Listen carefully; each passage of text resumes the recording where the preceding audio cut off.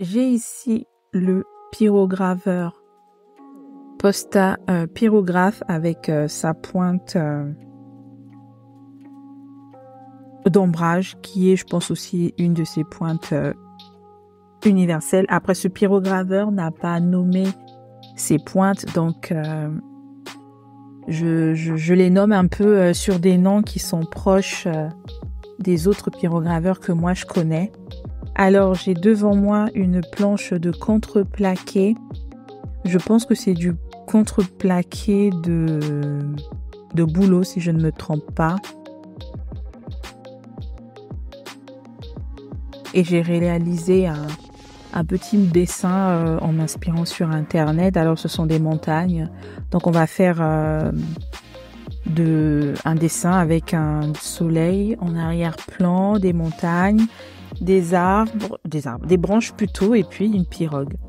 Je vais commencer par faire les montagnes. Alors du coup, je vais utiliser que ma pointe d'ombrage. J'ai mis des petites croix sur les espaces que j'envisage de couvrir d'ombrage. Alors j'ai mis mon pyrograveur au thermostat numéro 1 parce que je vais faire des teintes assez claires. Ici, la clé, ça va être d'exercer des mouvements légers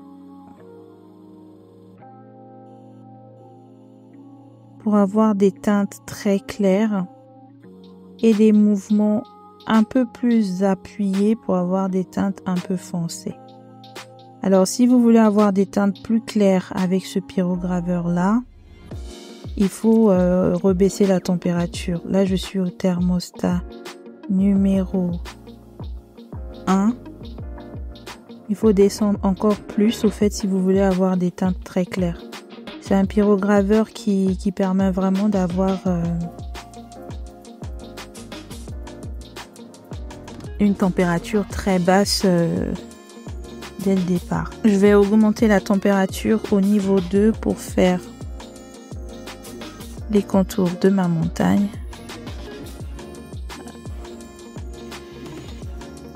Je vais en profiter pour faire celle-ci aussi.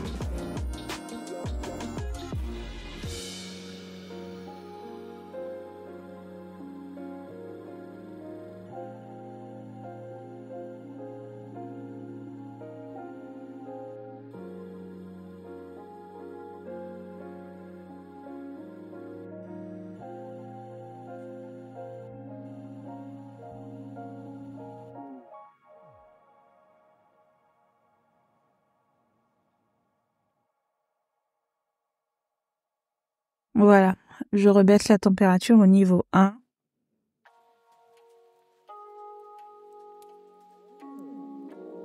J'attends que ça refroidisse un tout petit peu.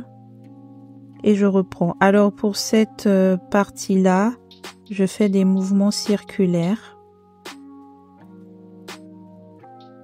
Et comme je vous disais, si je veux des teintes claires, je vais exercer une pression plus faible. Et si je veux des teintes un peu plus foncées, je vais intensifier la pression.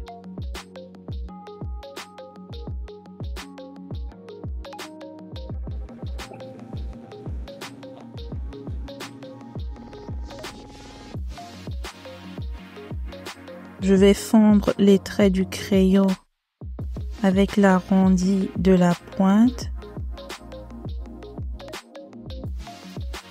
Ainsi, je n'aurai pas besoin de le gommer. Je continue.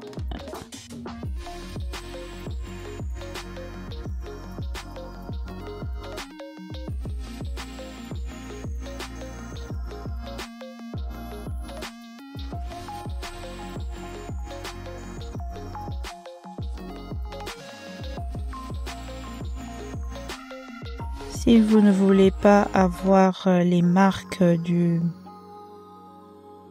pyrograveur sur la planche de bois, vous pouvez légèrement augmenter la température. Par exemple, là, je vais mettre à 1,5.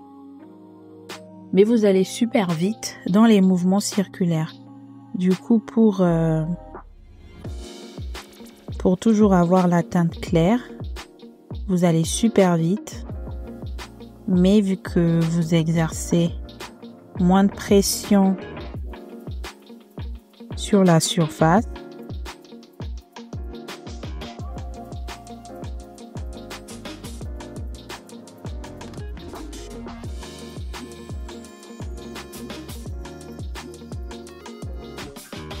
il n'y aura pas les traces du pyrograveur.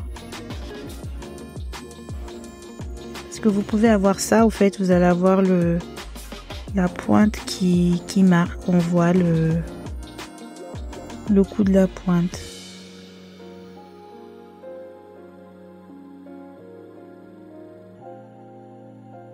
Après, ça peut être un choix, vous choisissez de faire ainsi. C'est comme quand sur une toile de peinture, on fait le choix de marquer les coups de pinceau, vous voyez? Ben, c'est un peu pareil ici avec la pointe du pyrograveur. Vous pouvez faire le choix de marquer. Je vais resuivre après les contours des montagnes. Donc les mouvements circulaires, ce sont un des mouvements que l'on peut utiliser pour faire les ombrages. Je vous montrerai un autre mouvement avec un autre pyrograveur. Les mouvements que je suis en train d'exercer, vous pouvez exactement faire les mêmes avec n'importe quel pyrograveur.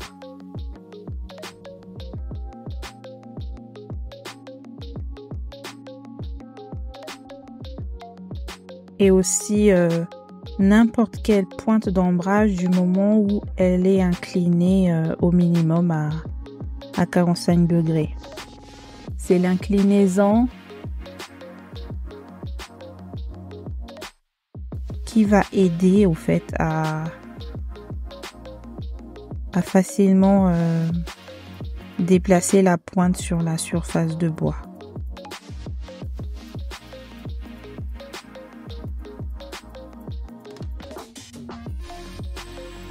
Et vous voyez les petits marquages que j'avais laissés sur la surface, les petites croix pour savoir où j'allais passer les ombrages, se sont facilement fondus dans les ombrages.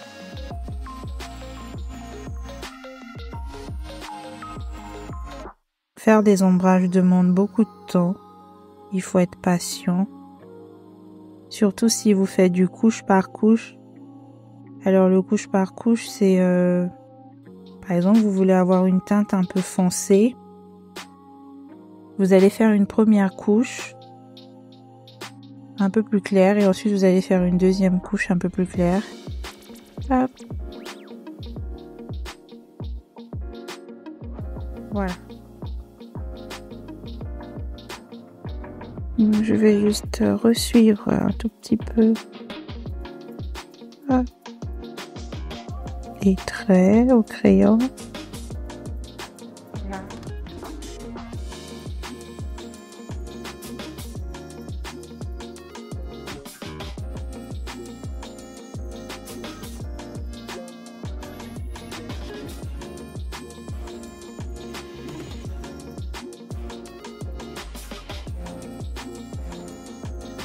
Je remets la température à 2 pour refaire le contour ici.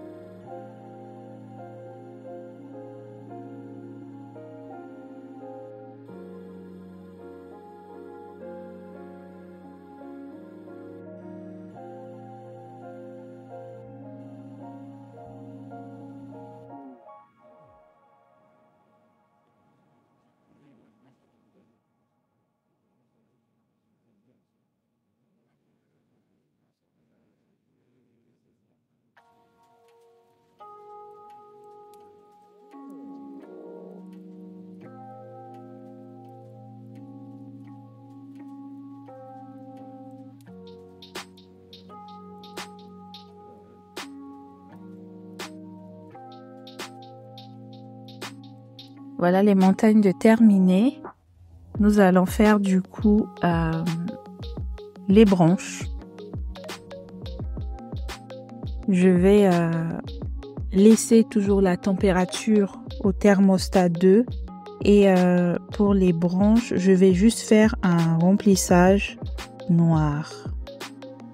Alors du coup, pour jouer avec la lumière, vous pouvez soit varier les teintes, mais pour ma part, je vais rester sur une même teinte sur les branches, histoire d'aller un peu plus vite, sinon les vidéos seront trop longues.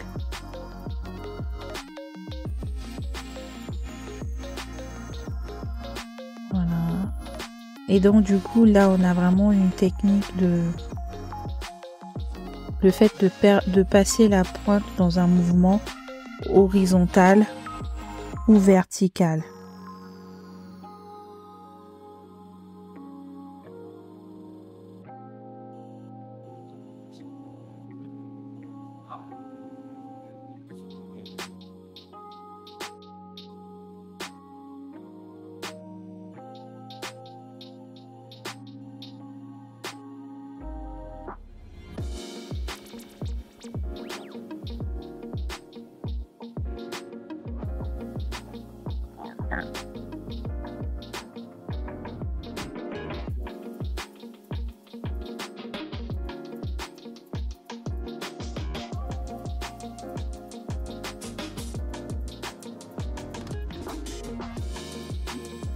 Et là vraiment je fais un mouvement selon la façon dont on est placé sur la plante, donc ça va être horizontal ou vertical. Le but est de glisser du coup la pointe le long de la surface de bois et d'appliquer des couches de teinte marron, et j'appuie un peu plus parce que je souhaite un marron un peu foncé pour contraster avec le marron clair qui a été utilisé au niveau des montagnes.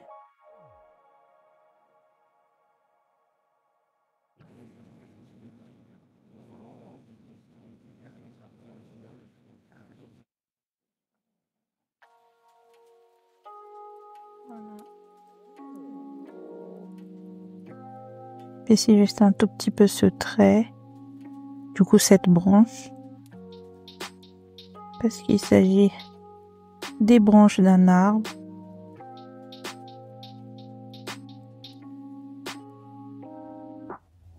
Voilà. Je fais l'autre partie.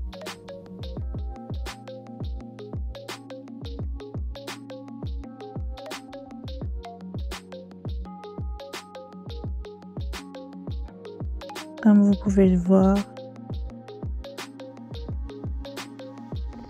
lorsque je n'exerce pas une trop forte pression, c'est un peu plus clair. Voilà.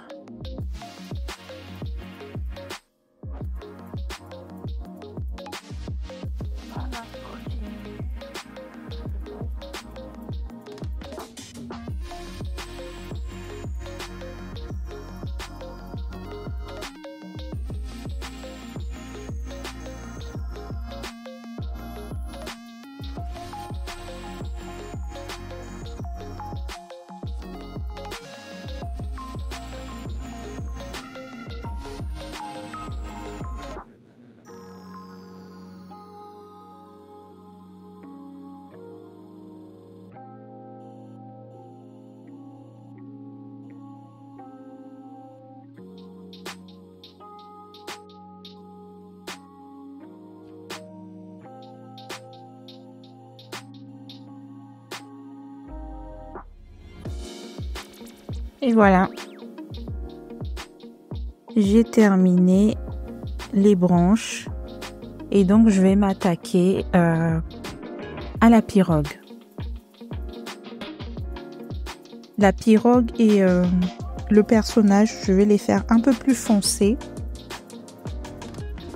Là, c'est vraiment des choix personnels et aussi par rapport au modèle original que j'ai regardé sur YouTube. C'est un dessin que j'ai vu sur une vidéo, du coup, que j'ai récupéré, que j'ai dessiné au fait à main levée. Je trouvais ça hyper intéressant aussi de garder le bonhomme sur le lac ou la rivière, complètement foncé au fait. Du coup, je fais toujours ma technique. Allez, on peut appeler ça la technique du tirage de la pointe. Donc, le tirage de la pointe de haut vers le bas. Donc, ça peut être de haut vers le bas.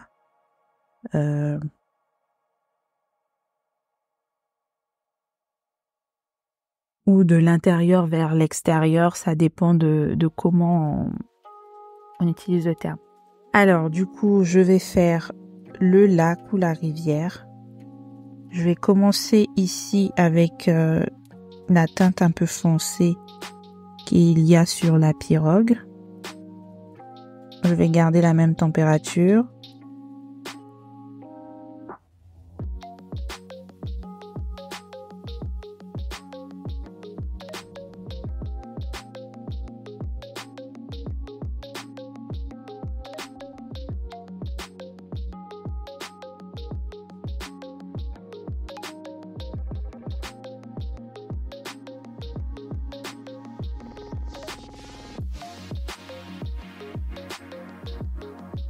Voilà.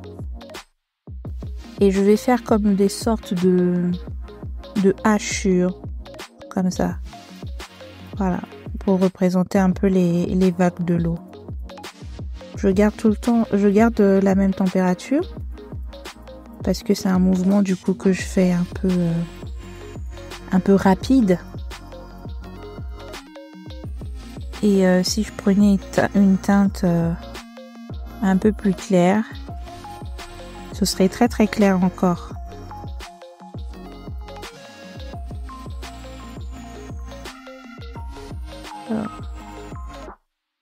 Pour l'instant, je veux que ça soit comme ça. Voilà.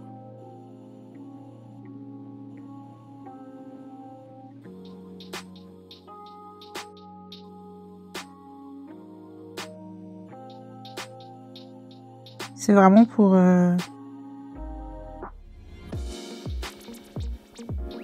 représenter le cours d'eau.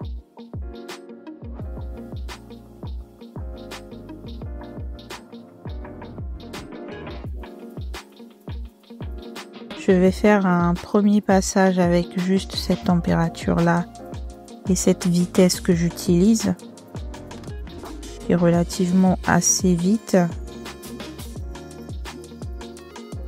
Ensuite, je referai un deuxième passage.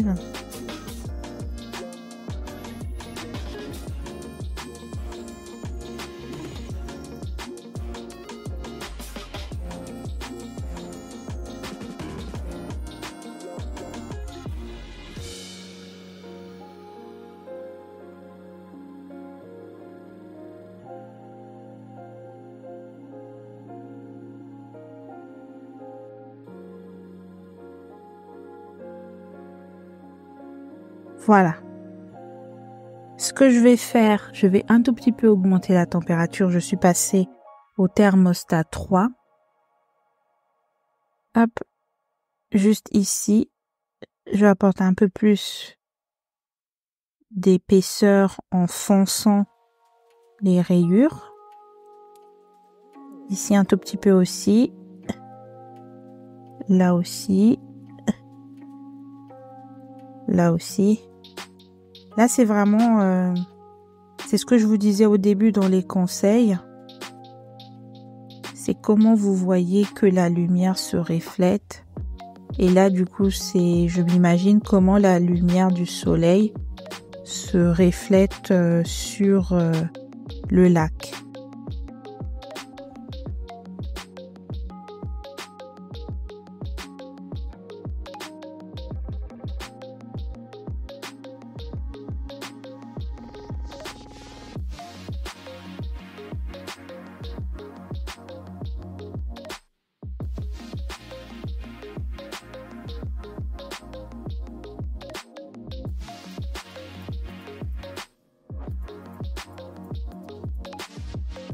Il reste le soleil à faire. Je vais revenir à la température numéro 0,5. Là, vraiment, on n'est pas du tout sur le 1, vu que nous sommes sur un coucher de soleil. Donc, on est sur une lumière qui baisse. Donc, le soleil n'est plus à son zénith.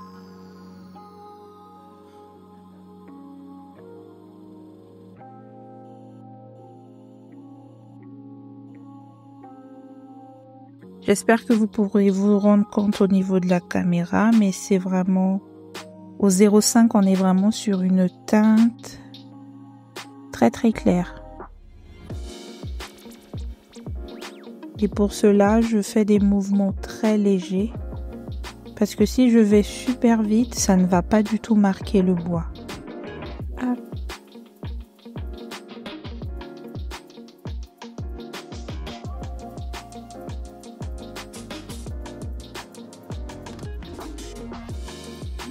Vraiment, je veux à peine un marron très léger sur ce soleil-là.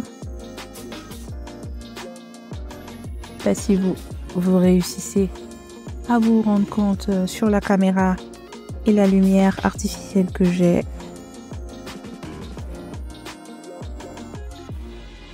Je vous mettrai des photos à la lumière du jour du résultat final. Et là, je vais passer à 1. Je vais passer à 1, donc je vais augmenter de 0,5 pour pouvoir marquer le contour et pour le coup faire fondre le trait de crayon. Ainsi, j'aurai pas besoin d'utiliser une gomme.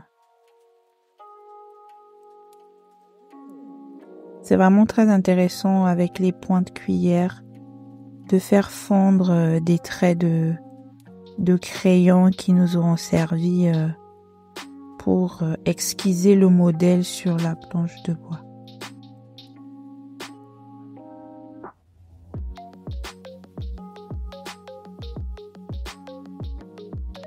Voilà, c'est terminé. Voici le résultat final du tutoriel avec le Postapyrographe Junior et sa pointe d'ombrage. Vous voyez vraiment qu'on peut s'amuser à varier les teintes et toujours garder la même pointe et obtenir un résultat qui est assez varié et qui apporte du contraste et de la lumière à notre création.